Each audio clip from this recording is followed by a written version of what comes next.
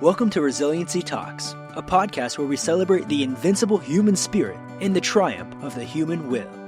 Hosted by Essi Bagheri, a former child soldier refugee who has walked through 17 treatment centers, 29 detoxes, and experienced homelessness. Today, Essi stands as a beacon of hope and resilience, having transformed his life to become a productive member of society, a TEDx speaker, a published author, and the host of this very podcast. Essi's mission is to share his journey of overcoming addiction and trauma, and to inspire and empower others to find their own path to healing. Join us as we explore stories of courage, perseverance, and the transformative power of resilience. Hi everyone, my name is Essi Bagheri. Welcome to Resiliency Talks. Here we talk about recovery, trauma, and overcoming obstacles. We've been doing some amazing stuff recently. A lot of great project. It's coming your way. Today is a special. Every episode is special, but today a special guest is a little more special because I watched her when she came to recovery, and it's just basically she blown my mind by the amount of work that she done and where she's at. So I'm excited to dig deep and find out what's going on. Welcome to the show, Kate, and tell us a little bit about yourself and why are you here? Hi, it is wonderful to be here. Thank you so much for those kind words. I feel like I'm accepting some kind of award or something for digging my way out of the nasty world of addiction.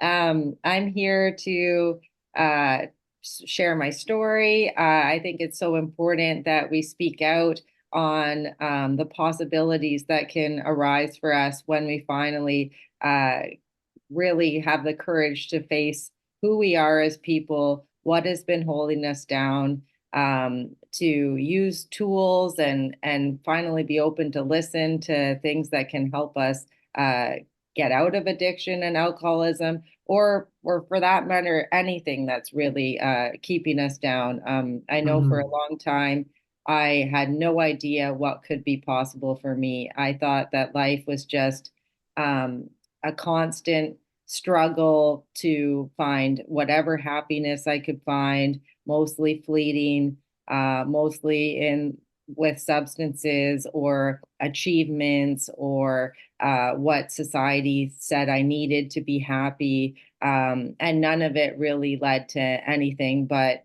me alone at the end of the night wondering what the hell happened. So go ahead, yeah. For years, life was like that. And I did, and we'll probably talk more about where I came from.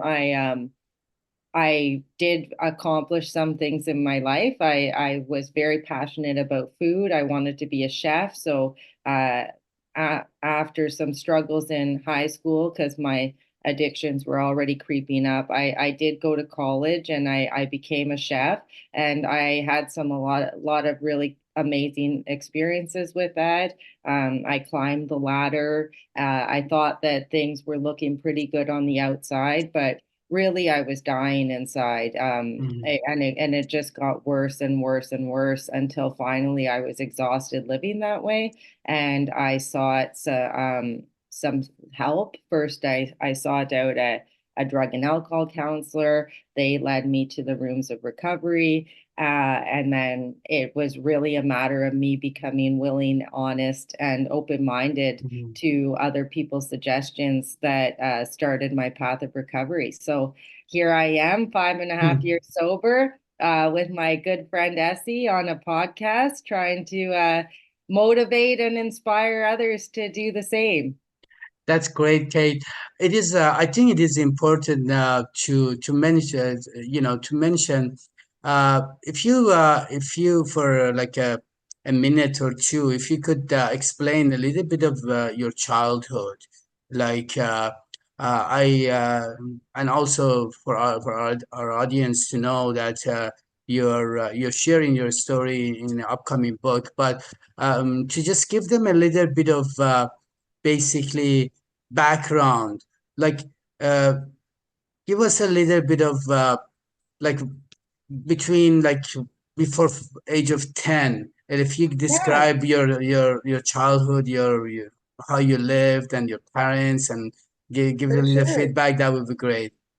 Yeah, that's a wonderful question because when you asked me originally to be part of this book, I thought, why me? I thought a lot of people have a lot of people that I find sharing their stories on addiction and resiliency and that kind of thing do have a pretty tumultuous early set of years. And I didn't really. All of my misfortune was pretty much brought on by myself. I was raised in a fairly normal family in a small town, and I think by the time I was probably 4, it was very apparent that I was a little bit different. I Mhm. was constantly seeking validation, which I didn't feel I got.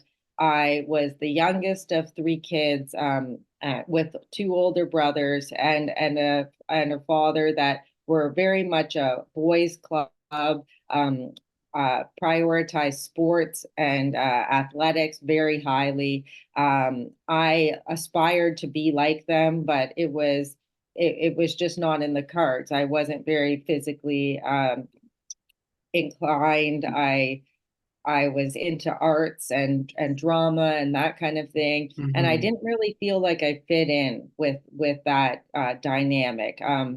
There was a lot of sports trivia going on, and I felt dumb as a result. I didn't know the answers, so I started acting out and kind of making my own rules right away. Like by the time I was 5, we had moved from a really small town to a bigger town where at least there was a lot more kids around to play with. So I started seeking attention with other kids and other families. I kind of wanted to get out and shine because I Mhm. didn't feel like I really shined in my family.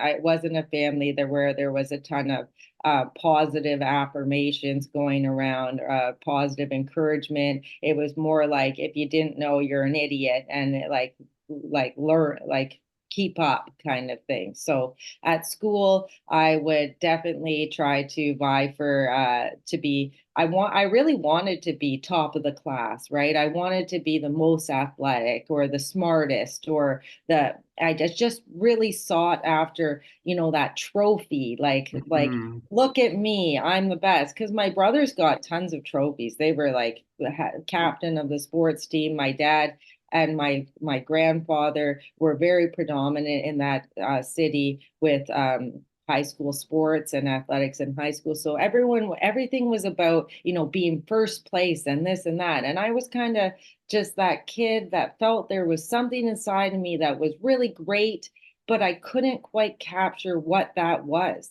When I tried out for the School of the Arts, I didn't get in. When I did some drama classes, I didn't get the role in the play. When I was doing piano lessons, I could naturally play piano, but I was never winning even the top 3 in the Kiwanis music festivals. It was like, when is going to be my shot? I just felt really, um, got the short end of the stick. And unfortunately, too, but I don't want to talk poorly about my mother, but it would have been really nice if there had been like the boys club and the girls club. Like me and my Mhm. mom could have been going out shopping and doing stuff, but she's lovely, but busy and distracted, and I never really felt like a really close bond with her either. So I spent a lot of time up in my room kind of alone or going out and being around people as much as I could to try to stick out in some Mhm. positive way. It So was by it about 10, I was starting to feel pretty uncomfortable in my surroundings and like I wanted to escape. So that's thank you for sharing that, because here's the thing: there's a lot of stigma, as you know, Kate, that I know people that they really had a good, they had family, they live in upper class or middle class, and they don't, and that is stigma that people have to be in poor and able to get become an alcoholic or become drug addict, and your story, and I can't wait and to for the book come out for people to know that it is testament that it doesn't matter how we No, it grow doesn't. up. It's about the feeling, as you were explaining and as you were talking, that you were a kid and just you wanted to be in a different family. And guess what?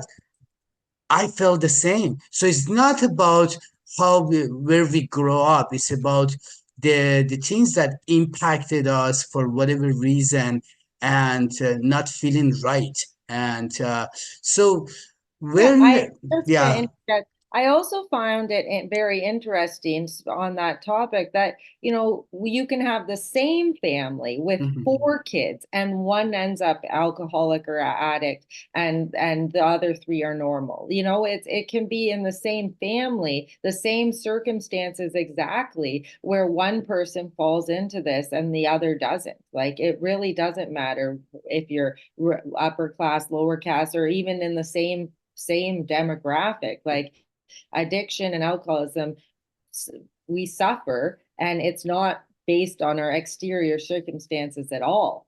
Totally, totally. While I was in my active addiction, Kate, I used to think that, oh, you know, just this like poor people, that I had no idea that there are someone's family they were living in, maybe their family they were living in a high in British properties, or there were people that there was doctors, son or daughter, and I was blown away with the information that, oh my God. So I talked about it in my last episode that it doesn't matter. And unfortunately, like there's a lot of stigma about it, as you know, Kate. So when do you think your drinking and drugging start becoming a problem? Oh, pretty much right away. It was, and I hear that a lot, that um, I would never have admitted it was a problem. I didn't see it as a problem, but there was like warning signs right away. Like as soon as I had my first drink, I felt a tremendous amount of relief that all of a sudden I felt that true confidence. I thought it was true confidence for who I was. All of a sudden, it didn't matter what other people thought. I was a shining Mm-hmm. star, and look at me. And that's the feeling I got. It really it pumped me up, and I chased it. So by high school, when I'm feeling miserable that I don't make the basketball team, I smoke a joint and who cares, right? I Mm-hmm. I I realize I'm not getting the marks I want. What consoles me? Oh, go stealing some alcohol and going to a park with some friends, finding friends that are like-minded. I think that we as alcoholics and addicts, we seek each other out. And so and it helps reinforce this idea that this is okay and this makes us all feel good, and now we feel this community, this sense of belonging that we Mm-hmm. never felt before. So by the end of grade 9, I'm hanging around in the smoke pit. I'm smoking weed every single day. I'm stealing alcohol every weekend. I'm slowly weeding out the friends that do not behave that way. Like girlfriends I'd had for several years at this point were no longer of interest to me because I felt different from them. I felt less than, because why do they seem happy and content with everything going on, and I'm feeling all these mixed emotions inside, and the only way I can get out of these emotions is to numb them out with marijuana or alcohol. Mm-hmm.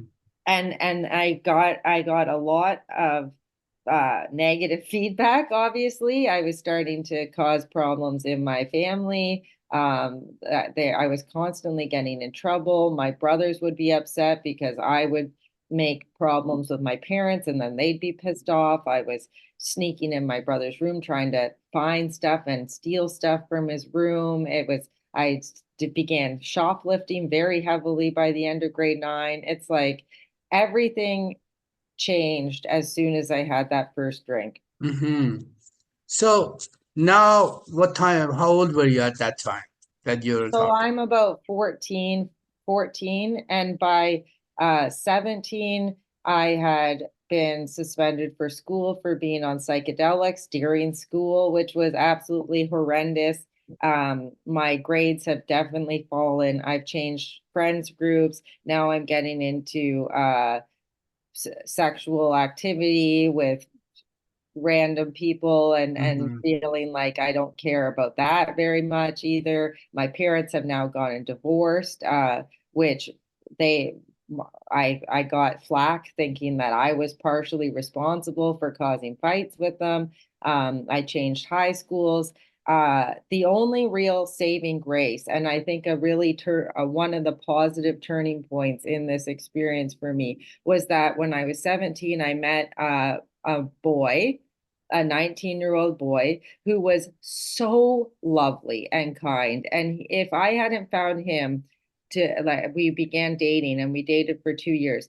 I don't know where I would have gotten. Maybe I would have never applied for college. Maybe I would have gotten pregnant with the wrong person or whatever. But he came into my life and we started dating. And it's I do think that a certain amount of love, we think in recovery like love, and with our higher power, love is the answer. Love is so potent and important. And that this young man really showed me unconditional love, and Mm-hmm. started to give me some self-worth back from all those years. And so while I got involved with him, yes, we were drinking and smoking weed, but he really protected me and really like showed me. I stopped the shoplifting, I stopped the sleeping around. I really got close with his family and his parents, and I applied for college. And who knows if that person hadn't come into my life, because I see tons of young girls in recovery and the wrong person comes into their life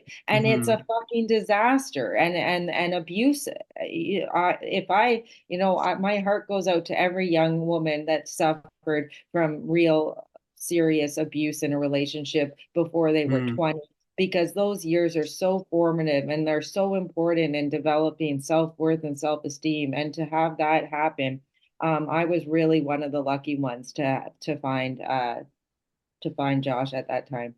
So now you're in around 20 years of age at the time, and how you feeling like emotionally? Like if you describe, if you, and the reason I'm asking you this, there are people,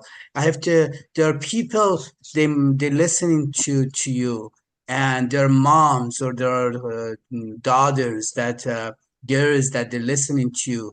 What what would your 20 years old at the time would tell this mom? Well, how can they help? How can I be there as a family member? So imagine your mom. What would you want that your mom or your family treated you at the time? So to become to in other words, not going down the road that you did. What would it be if you want to in a minute or two? I think just like I said, unconditional love, and an ability to listen and say and check in and say like, how are you feeling, without the repercussions of telling me what to do or trying to fix me, or fix the child. Like, I just didn't feel listened at all. Like Mm, I felt like the way that the only interactions we had really were either pretending everything was okay or I was getting in trouble. There was no real, hey, let's sit down and talk about how are you feeling about this? Like, how's the relationship going? Or like, what does it feel like when you're at school? Like, what's going through your mind? Just any kind of real honest conversation. it I was, I think it's a very much generational thing that is changing. It seems like people are yeah, starting to be a little bit more open around these kind of issues, and people are learning to open up to young people and hear what they have to say and inquire how they're feeling. But I didn't feel listened yeah. to at all. Thanks. Thank you for sharing that. See, the thing is, as you know, uh, our society uh, is starting to open their mind, and how that happen is doing things like podcasts, doing things that people come and get vulnerable. And as you know, we're gonna have this at least once a week in a different person in recovery that they overcome obstacles and the challenges. But knowing you, uh, uh, because we want to get to solution, but I want you to, if you could, please, just describe a month or 2, 3 months before you came to recovery.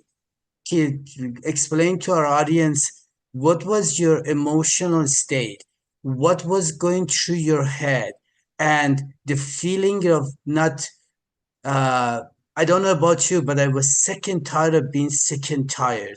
Like I could not stand in my skin another minute. And that was my turning point. So what was your turning point? And if you could explain for at least a couple of minutes, like couple months before you reach out for help. Yeah, so it was quite a few years later after we were just talking about being 20. I came into recovery at 32. So my entire 20s was like a party. It was a crazy party. It was chefing, it was traveling, it was acting like everything was like the best time ever. But obviously a lot of like misfortune through there too. I broke my leg, I lost my all everything all the time. I cheated and broke up a relationship. But then fast forward to what the question you're asking. I was 30, living in a new city in Vancouver, and drugs got a hold of me very hard. Like until this, it had been alcohol, and then cocaine came into the picture, and that is a whole nother beast. I think that Mhm. people can slowly die on alcohol for decades, but with drugs, it's a bigger wake up call, I think. So once I got addicted to cocaine, the last year was absolutely mania. I really felt powerless. I started trying to really control and stop, and nothing was working. So the final few months before I finally got sober was a mix.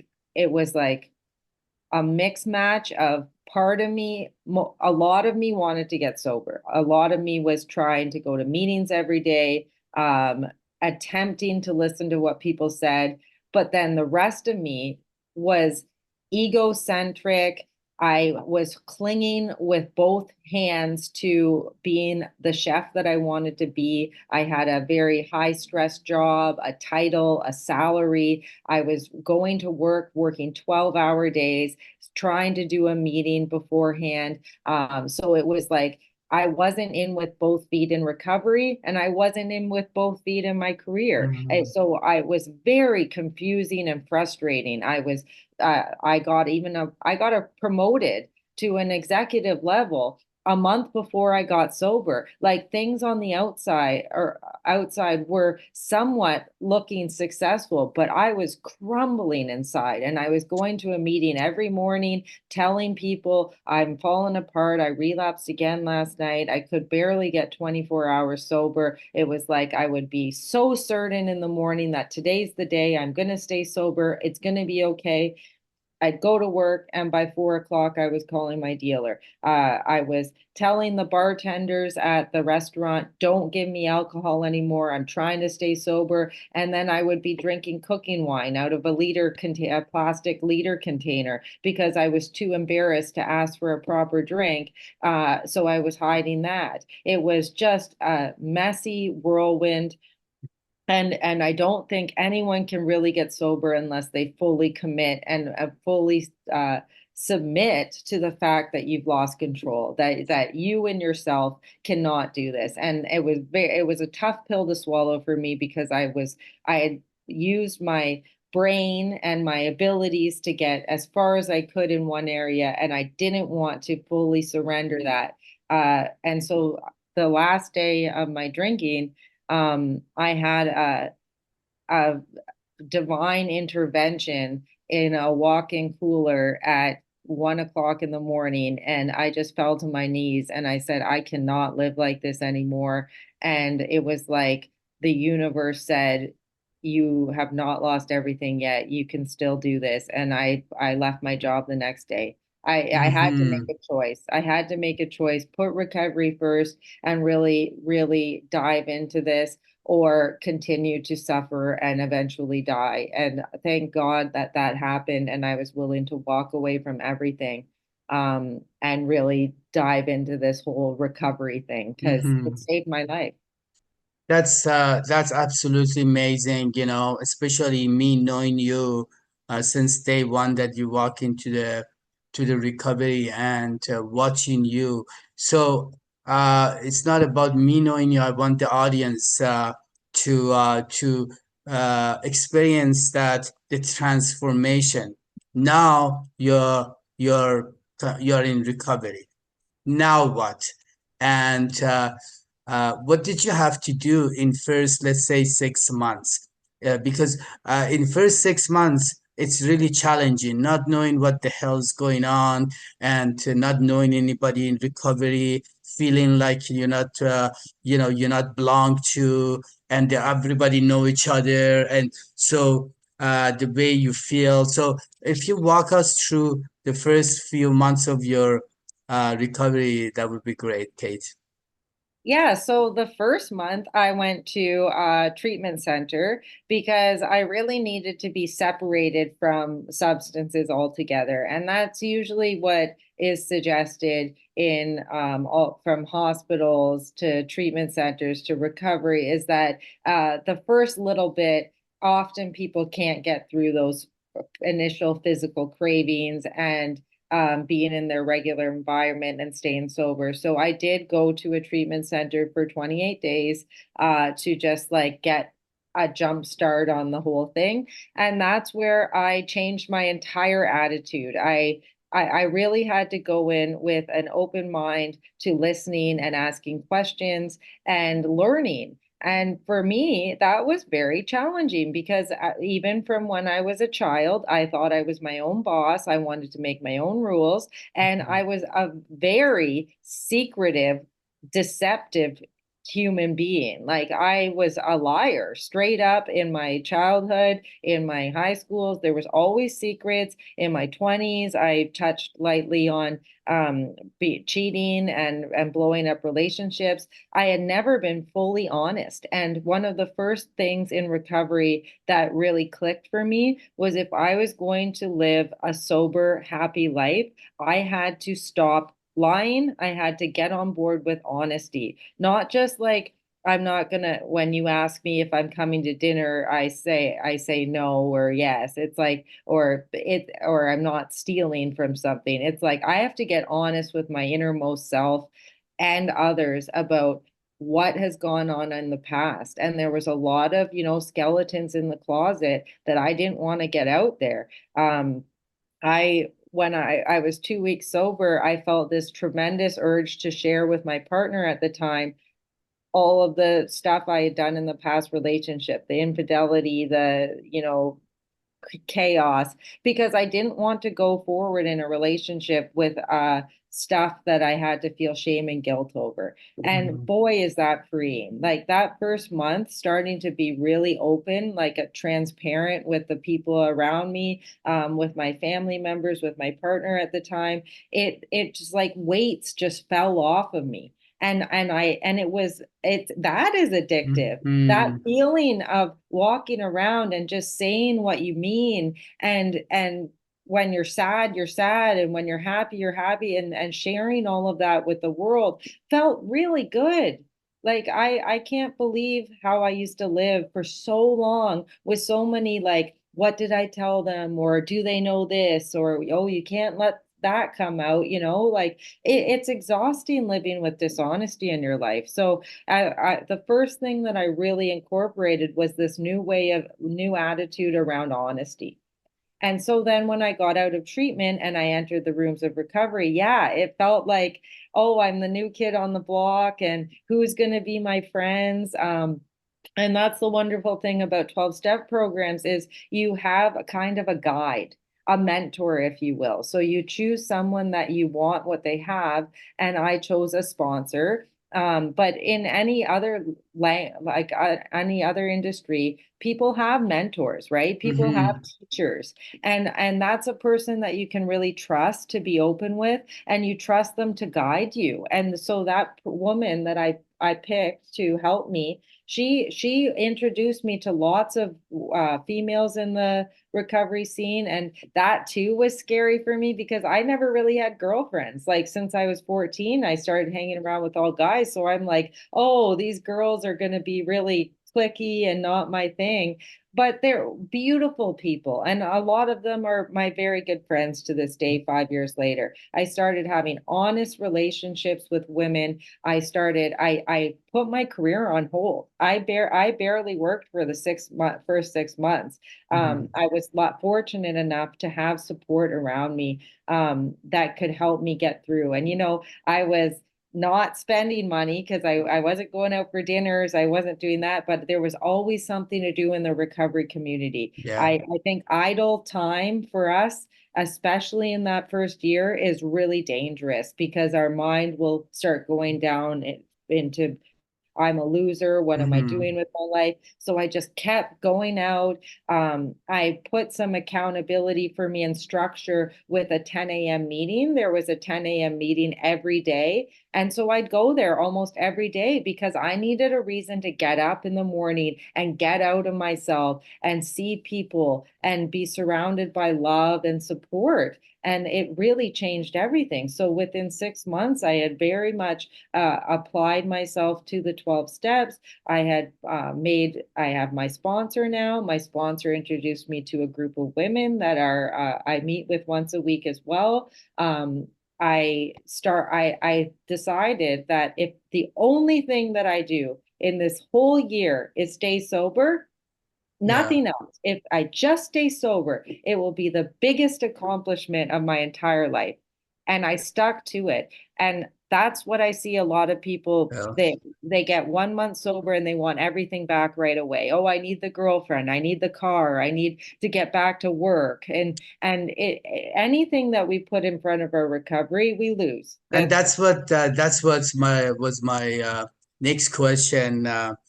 You see, I knowing you, see, it's an honor and pleasure. You can't buy that. You can't buy things like you watch people come in a complete different destructive and destruction and come and they blossom like you become this beautiful soul that I call you my friend. And here's the thing. It's it's not easy, as you know. It's not easy. People come here. There isn't, I believe there's nothing for it's there's nothing for nothing. There's never going to be nothing for nothing. It's always work has to be done. We got to yeah. work. And uh, so if so now I wanted uh to ask you about, also watch your success. I watch you being generous. Like you, I have to mention this. I know it's not about me and you, but you build, every year that I celebrate, you you touch my heart uh, by you building this beautiful cave almost every year. At least in last 5 years, you build my cake, and it's like uh, and I know that you you give a lot. And so now tell us, after 5.5 years, the things, I know you're helping tons of women, but can you also tell us how your life transformed to become this beautiful soul that you are? And tell us a little bit where you're at right now. Oh, you're making me blush, Essie. Yeah, it really has been incredible in the last 5 years. So at 6 months, I said I hadn't really been working. I was incorporating meditation into my day. Every morning I would meditate, and just breathe and try to seek some direction. And I felt inspired to try my hand in private chefing. So I had been a restaurant chef for 20 years. I do love people. I am a people person.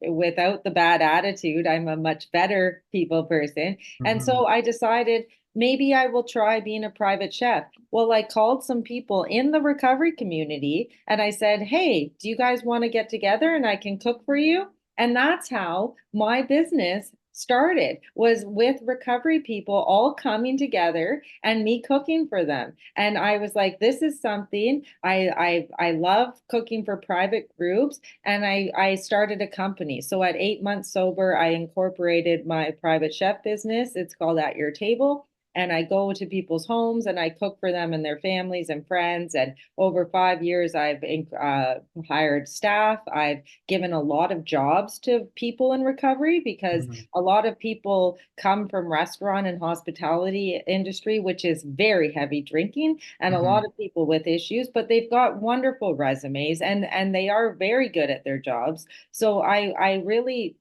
I saw creating a company not as just a way to be Chef Kate, look at me, but a way to create jobs for people. So I all of a sudden brought in members of the community to be my servers, to be my cooks, my chef de cuisine. So my second in command is from recovery. My bookkeeper was a sponsee of mine at one point. The business has really grown on the back of honesty and integrity and character that I developed in the 12-step program.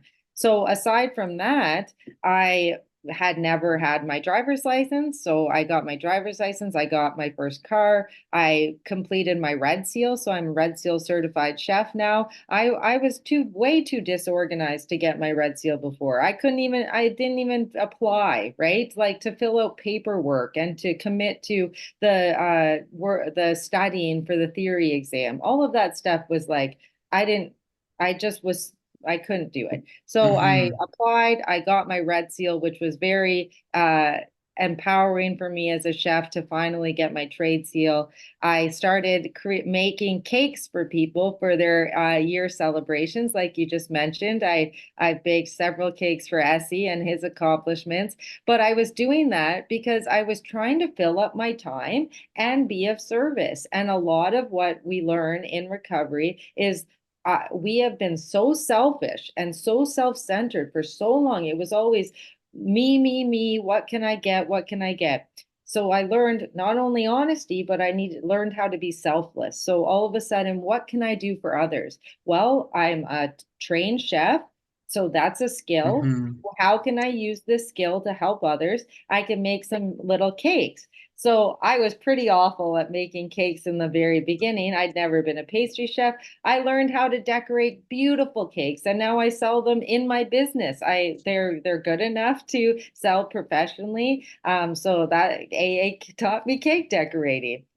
I also started going into recovery comedy, which has been a new thing in the last 2 years. So I had gone to a couple recovery comedy shows, and it felt so good to just laugh, sober, to be with friends, to listen to some inspiring comedians, because those are things that some people think you can't do in recovery, that it's all, doom and gloom and boring. And to go out and do something fun, I thought maybe I could do Mhm. something like this. So I took a course. In my spare time, I took a course on how to put together a set, and now I do comedy shows for recovery, which is like super fun. It's great to see people in early recovery laughing and having a good time. Um, I This whole venture with writing my story for the book, Essie, you are incredible. And I never really thought about how much work it would be to put a story down on paper. It is much different than speaking your story. And so that has been a really amazing opportunity and a challenging opportunity that I feel so honored to be a part of. I just really want people to know that when you get sober, it's not giving up everything. And in fact, giving up one thing for everything. That in recovery, you don't just have to blossom in your sobriety in this small community. It's you take that foundation and use it to carry you into every area of your life. So I have a beautiful relationship with my husband because it's built on respect, honesty, integrity, love. We are trying to show each other openly how we feel all the time. My relationship with my family has improved. I did a set of I made apologies, amends with these people that I really owed to, and those relationships have improved. I have become a more courteous person just in life. I'm more patient. I'm more tolerant. I'm not irritable as much as I used to be. I don't judge people as much as I used to. It's just really incredible. Once we take on this side of our life and get that issue out of the way, we really blossom.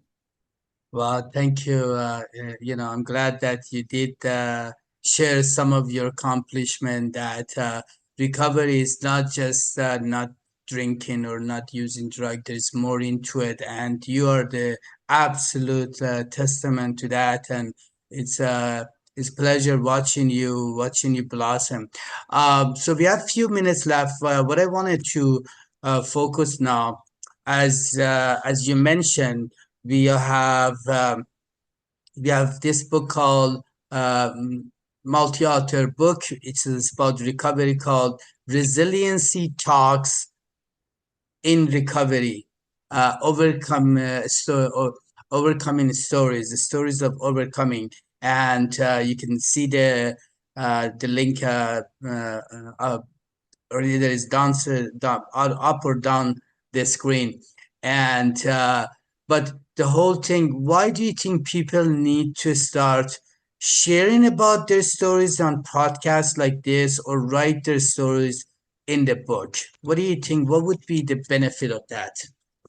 Well, I just on that, I really think it's incredible. And I don't follow too much celebrity stuff or pop culture stuff, but it seems to me that about 20 years ago, or even less, celebrities have started opening up about mental health more, about addiction, written memoirs. All of this I think is really helpful because you look at this like society before, the amount of needless suicides and overdoses because people were just hiding everything in their lives, and so much trauma around people feeling completely isolated in addiction, society deeming them worthless or losers, and all of this, like pretending it wasn't happening. All of that stuff is just so toxic for humanity, and it's generational trauma, right? Like that you had that grandma that was a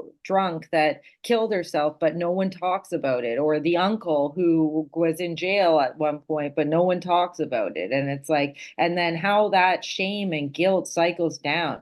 When we start opening up, there's nothing fundamentally wrong with us, right? I don't think that anyone is all bad or all good. It's that we have different challenges, and sometimes it's food or sex or alcohol or drugs or depression or schizophrenia. There's so many challenges that us as humans face in our lives, and when we try to keep it to ourselves, we not only suffer ourselves, other people with that same issue feel alone.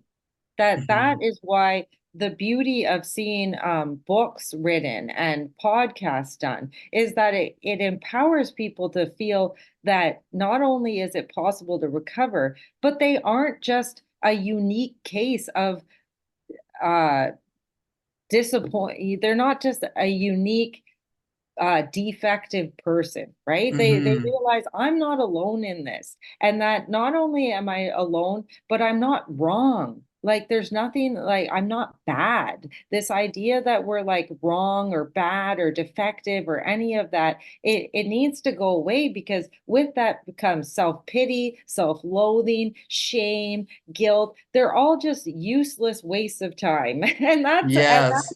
It's beautiful when you can get rid of that. When I can just talk about the debaucherous behavior I had and not feel any shame and guilt because I made mistakes and I was young. Let's get over it and move through it. But how are people going to feel that way if they're feeling that they can't talk about it, that it's so deeply wrong that they can't possibly share with another human being? Like that is not a way to live. And Mm-hmm. and that is why I really talk about honesty so much, is because it is the weights fall off of you, the scales fall off your eyes, the uh, bricks around your heart just fall away when you start to be your authentic self and talk about it. And then you open up to people to be able to help you, and when you open up to people to help you, all of a sudden you are shown ways that you never thought were possible. So it is so important. And we're so diverse in personalities and experiences that I think the more people that talk about it, including myself, the more potential there is for someone to hear their story and to relate and get inspired that they Mm-hmm. can change their lives. Kate, we definitely have to do this again. I have a good idea that we're going to do this again. And it's blessed to have you in the on the podcast. And I always talk about this, that uh, there is a better way of living. There is better way of a big because I was existing for many years, and one of the things that it's like it inspires me to do this is to listen to people like you, and I'm pretty sure a lot of people will be benefit from this podcast and your story. And love you a lot, my friend, and looking forward to for the book launch, and we will let people know about the time. And I can't wait for people to read your whole story in the book. And in any last word before we I finish? I just want to say I love you, Essie, and I am so grateful that you came into my life as well. You are a beacon of hope in the Vancouver community, and now I am so proud of you for sharing your story on a larger scale. And really, you inspire people like me to get out there and do the work that you are doing, because it is just absolutely incredible. Thank you so much. Thank you so much for kind word, Kate. So that's a wrap for us. Until next podcast, be safe. And if you have any question regarding recovery, if you or your family member need any question or any help, you can contact me. Do not give up now.com or resiliencytalks.com, and we'd be more than happy to help you in any way. God bless, and talk to you soon. Thank you for joining us for another inspiring episode of Resiliency Talks. If you've been touched by today's episode and feel inspired to continue on your own journey of resilience, I encourage you to subscribe to our podcast for future episodes filled with wisdom, insight, and encouragement. Together, we can cultivate a community of support and empowerment. And remember, no matter what obstacles lie ahead, you are never alone. Visit our website at donotgiveupnow.com to access resources, connect with others on similar paths, and find the support you need to keep moving forward. Thank you for tuning in, and until next time, always remember, resilience is not just a trait, it's a testament to the strength of the human spirit. Keep believing, keep striving, and never give up.